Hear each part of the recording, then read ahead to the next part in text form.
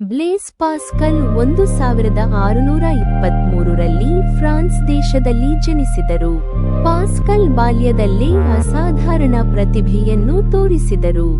ಅವರು ಗಣಿತದಲ್ಲಿ ಪ್ರಮುಖ ಕೊಡುಗೆಗಳನ್ನು ನೀಡಿದರು, ವಿಶೇಷವಾಗಿ ಪ್ರಾಬಬಿಲಿಟಿ ತತ್ವದಲ್ಲಿ.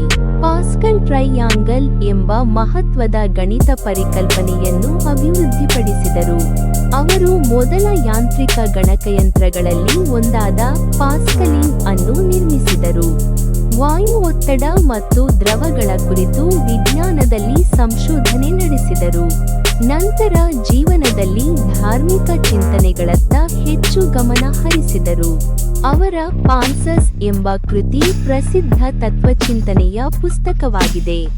ಬ್ಲೇಸ್ ಪಾಸ್ಕಲ್ 1662ರಲ್ಲಿ ಕೇವಲ 39ನೇ ವಯಸ್ಸಿನಲ್ಲಿ ನಿಧನರಾದರು.